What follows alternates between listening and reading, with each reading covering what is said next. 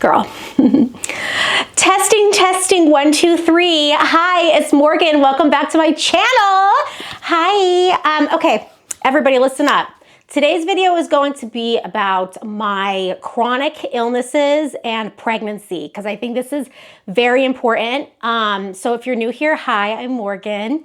I have chronic fatigue syndrome with fibromyalgia and post-viral fatigue. I also have restless leg syndrome, all of that goes under that umbrella. I'm also super into luxury, and I'm upset, like, you know what, for me to say I'm obsessed with luxury beauty is not even correct. It's more like luxury beauty is just, I am luxury beauty. It is my lifestyle. It is who I am as a human being. So there's that. But today's video, I like to focus on my condition and pregnancy, because let me tell you guys something. I'm 35, okay? It has taken me this long to be comfortable enough to get pregnant. I'm not kidding. I haven't had any pregnancies before this. This is my first pregnancy. It was a huge decision my husband and I needed to naturally agree upon because of just how much trouble I've had with my health over the past 5 years. It really just put my life on hold. When I got sick, was I 30? No, I was 29. When I first got sick, the onset. So it was in December, I first got sick when the RSV virus first started. And I think I was 29, and then I went into my 30th. That being said, at that time, my husband and I were like kind of like ready to start a family and everything then. And we did try a couple times, but it just didn't work, I guess, if that's what you want to say. I just didn't get pregnant, and thank God, because in the beginning of my post-viral fatigue syndrome, I had RSV virus, and yes, I was super sick, and yes, it was very intense, and I was off of work a lot. I couldn't get up and everything, but like when you get post-viral fatigue syndrome, like there's usually a major onset from a virus. Like I'm not thinking, oh, okay, this isn't gonna ever end, and I'm just gonna be stuck in this cycle of chronic pain and chronic fatigue, you know, for the next bare minimum 5 years. I mean, it's already been 5 years or more. So I'm not thinking like that. So at the time I was like, yeah, like I'm gonna get better though. Like, yeah, this is intense, but like, I'm not thinking, you know what I mean? And then thank God, it worked out that I wasn't pregnant, because it really did turn into a whole slew of serious medical issues that you guys have been kind of on the journey with me, and you guys know the struggles that I've had with the diagnosis. And I mean, to this day, I mean, where the heck have I been for the past couple months? Like, you know, it's just a very hard lifestyle. It's a constant juggle, and you can't have too many things going on at once. Like, I love hobbies. I love learning things. I love doing things. I'm adventurous, and I could just keep going and doing these different things all day long forever. But it's not good for fibromyalgia. So it's like, if I'm into dog showing and I'm breeding a litter of puppies, and like that's it. That's my time. Like I can't do videos because I'm gonna look half dead to you, you know. Or then it's like getting pregnant right after the puppies, and I mean, you know, I'm just not gonna be here because it's just one thing after the other, and I only have enough energy preservation for certain events, and that's hard too when you have people who don't understand the condition, or it's just gone old to them. Then of course, it's my biggest concern is after the baby's born, you know, how am I gonna keep up? So those are obviously my two biggest concerns. So when it did take us a while to actually get pregnant, I will say. We kind of went in with this notion, because I have so many fears, you know, with hereditary, like in this condition, like, is this hereditary? And it's like, I get all different information.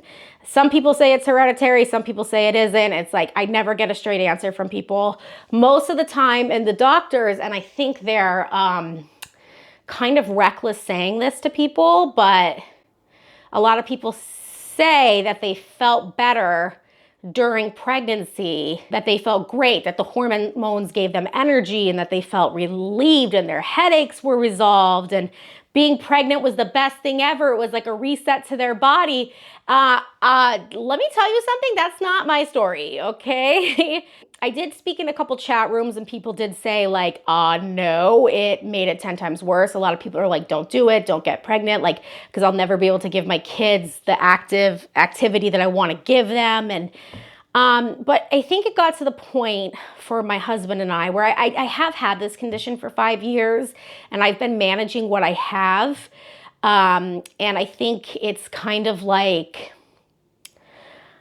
okay, we know it. We've experienced this for a while now, and it's like, do we want kids bad enough or not? You know, can we handle this? And I think we've set ourselves up in a situation where it's like the safest way possible for us to have kids. I mean, everything is right here. Like, I don't have to drive far for anything.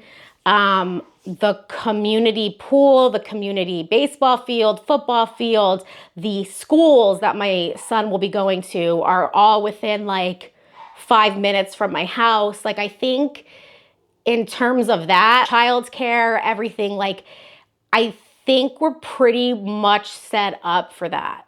So that's a big relief. Like, you know, I think it's just like, now's the time. Truly, I just think we're just at the point. It's the best it's ever gonna be. By the way, speaking of age, I am 35. No, I don't feel like an old mom. I don't even think about that stuff. I really don't. I always wanted to be like an older mom or a more mature mom. I can't imagine myself having kids in my 20s. I just cared about having fun with my friends, and I just didn't want to like shorten that. I guess I'm the type of person that if I'm having a baby, I'm having a baby. Like I'm going in. Like I'm ready. Like it's like tunnel vision. Mommy Morgan has arrived. Morgan mothers, like little baby, like get ready, like, cause it's time. Okay. So like being a 35-year-old new mom is like, to me, it's exactly as I would have wanted it. It's the lowest stress situation I think I could have a baby in, minus my health conditions. So that's just how I feel about that. I don't know. People just, I don't know, like some people will just, like my husband will just make comments and I'm like, what are you talking about? So what if we're the oldest parents there? What are you even talking about? I'm not old. Like, I don't feel like that. I don't feel old and like I'm getting older and I'm like crumpled and like I'm like outdated and like, oh, like I don't think like that. When people think like that, I feel like it just ages you more and you're just like older than you even feel and say you are. Like, I don't know, girl. Like, you gotta be like, well, you think I'm gonna be like a granny going to my kids' sporting events? No, I told you I'm showing up in Chanel sunglasses and a freaking Slurpee with a chair with my name in the back. And it's gonna be a show. Like, it's gonna be a show. I don't care how old I am. Damn. This baby's gonna have, don't worry about my age. I don't know, no one said anything to me about my age. It's just sometimes my husband will say stuff and I'm like, just because like, I can't, like, just because people have kids young doesn't mean that it's right for me. And it's not like, I was never jealous of other people for having kids before me. I was never jealous of like people who were super young parent. I was just kind of like, cool. Like, I just feel like I'm on my wavelength there. Like, I truly do. I love being my age. I'm definitely settled in my life. So how I found out I was pregnant, and this goes into like how I'm feeling, right? So I found out I was pregnant like January 2nd or something like that. It was like very on a whim. My husband and I, we were in this phase of not trying. So I didn't want to be one of those people, and that it's okay if you are. I mean, this is just how I am as a person, is if it happens, it happens. But if I knew if I obsessed every single month and tracked, I would get super obsessive with it. And I don't think that's necessarily healthy. So I just was kind of like, what's meant to be will be. If not, we don't stop living our lives. So, so the month of December, I just remember I had the litter of puppies, right? I was rehoming their puppies and everything like that. And I was super, super tired because the older I had 8 puppies. So like the older the puppies got, the more work it was. And I was just very like busy raising these puppies and placing them in homes and cleaning. And I was super tired, and I didn't have any energy to decorate for the holidays. Like, I just didn't have it. And I think all the puppies went home by like the 15th. I think I had like 2 by the 22nd. So I just remember having absolutely zero drive to like hang things. I didn't even want to decorate my Christmas tree. I just didn't have the will. I didn't have like the drive to even do that. It was just like, I just wanted to lay down. And that's really unlike me. Like, I love the holidays in my house because I have these big fireplaces and stuff, and it's like fun to decorate. But this time I never felt like this. I never felt like not wanting to decorate my Christmas tree. That's like my favorite part of Christmas, you know? But I just remember not having it in me to do it. And I thought it was because of the puppies. I just thought, okay, I'm super drained for the puppies. It's fibro. So it went on like this. Like, I just didn't care. I wasn't excited to cook Christmas dinner. I wasn't excited to decorate. I was just very like wanting to be in my bed sleeping, and that was it. But I didn't think anything of it, like I said at the time. My husband even hung the garland, I remember. I don't even know.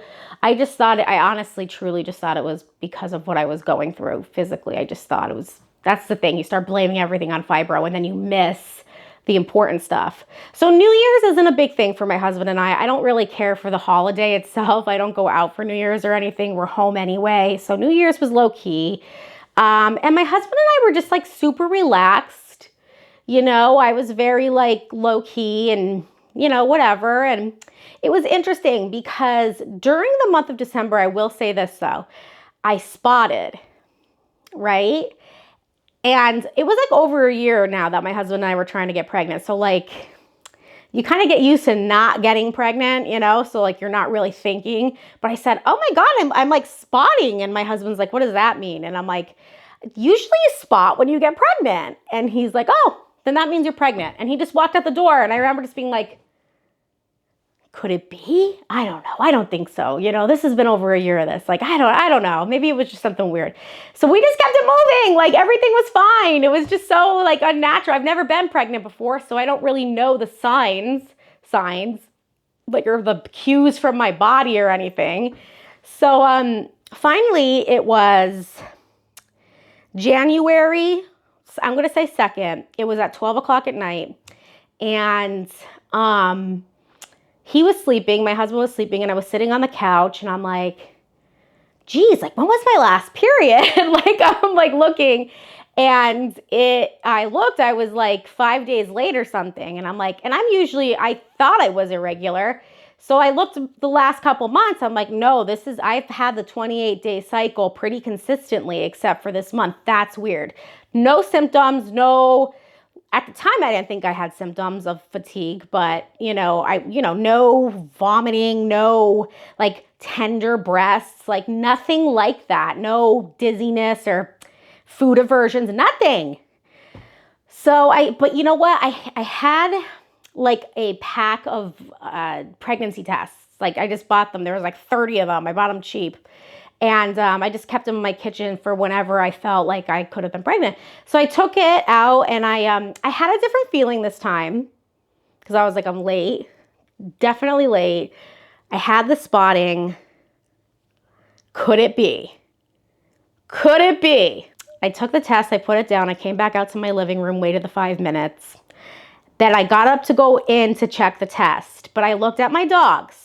Because you guys know my dogs are a big part of my life. I looked at my Pixie, my little puggy, and I looked at my Bedlington, Miss Mary, and I looked at them, and I just said, I don't know what I'm walking into, especially my Peeker, my Pixie. I said, I don't know what I'm walking into right now, but wish me luck. I said that to the dogs. I walk into the bathroom, and all I see is a big positive sign. Now, keep in mind, it's 12 o'clock at night, my husband's sleeping, the house is quiet and dark, it's like late, I should be going to bed anyway. And I just like stared at it. And I was like, it was like dead quiet, and like a tear started falling down my face. And I stared at the wall, and I was like, oh my God, oh my God, oh my God. Like, because I planned and thought about it and planned and thought about it my whole life. Like, you know, and I just like planned this and thought about it for so long that it was just like, it's there. It's just right in front of my face. So then I said a prayer. I said a prayer. I actually prayed to my father because he's not here. And I was just like, kind of scared, you know, like I was definitely like scared, you know, and it was just like I needed some type of comfort. So technically the first person I told, I guess, would be my father, because my father is deceased. So I prayed and cried. And then I went upstairs because I was like, I'm not going to tell Mark. I can't hold it in. Like, I can't hold this secret in, you know, like I'm not holding the secret in, girl. So I went upstairs, woke my husband up. I said, listen, wake up. And he's like half asleep thinking there's something wrong. I'm like, open your eyes and let me know when you're like coherent. And then I just showed him the picture on the phone. He was like, oh my God, oh my God, oh my God. And then he's like, take one more though, like take 2 more. So I did. I took like 4 and they were all just positive. And then it's weird because like once you find out you're pregnant, then you start paying attention more to your body and what's bothering you. And I had like just I had weird pregnancy symptoms apparently that like no one knows of. Like I had a really tender stomach and like my stomach was so tender. Then everything came, like the nausea and everything, whatever. So, okay, so my pregnancy symptoms have been extreme fatigue, lack of interest. I don't care to do things. I'm just very like indifferent. I have like no drive. It's not fun because I feel lazy, but like I just, especially my first trimester, I just laid in my bed in a fetal position the entire time. I could not get up out of my bed. The nausea comes from like deep within. It's like this deep, like horrible nausea that like, oh, like it was just bad, the food aversions. But I never got tender breasts. Like everyone says, your boobs are gonna hurt. Like, no, I never got that. I never puked. But the biggest thing I could say was severe fatigue, lack of interest, sweating though. Girl, my heat flashes have me washing my sheets all the time. Like I think I'm in the middle of a heat flash now. It's like starting to come. If my face gets red, it's just, I'm pregnant and sweating, girl. I told my doctor about this. Like it's normal. Apparently it's fine. But in terms, body pain, just in general, of course, the fibro flared from here to high hell and back. My restless leg syndrome, boo, is picked up. I had to go back on gabapentin because I can't sleep and stay still at night. And I'm not even that big yet. Like I definitely showed early. I have that body type. We'll talk about that in a different video about like body image and stuff while you're pregnant, because that's the thing I've been experiencing too. Because I was always kind of tiny, and then now it's like your whole body's like adjusting to this baby. It's just wild. I have not experienced an influx of like energy. Like I don't feel energized and rejuvenated like all these doctors say it was a possibility. No, I definitely had a lot of downtime, and I kind of wish that doctors would stop saying the positives and kind of make you prepared. Like, no, there's a good possibility that you're going to be even more tired, and you're going to, like, I know they don't want to make you feel depressed about it. And I just feel like doctors these days, everybody thinks a lot of things are mental and that they can like trick you into being happy or something. It's weird. Like I just get that vibe that everyone thinks that everything is mental and you need to stay positive and everything will be okay. Like I get that vibe, but it's really not like that. Like when you have true post-viral fatigue syndrome, when it's true, it's physical. Like, yes, it's mental and that you have to cope with it, but no, it's very physical, and you can't just like lie to someone. Not that I'm saying the doctors were lying to me, but they were talking it up as if it was going to be this energetic experience for me. You know, I think it's better to be truthful with people. Like, no, there's a possibility you can be really tired. And then my biggest fear is after the birth. I give birth. It's this big traumatic event for my body. and then I'm good for maybe a week, and then my symptoms come back with a vengeance.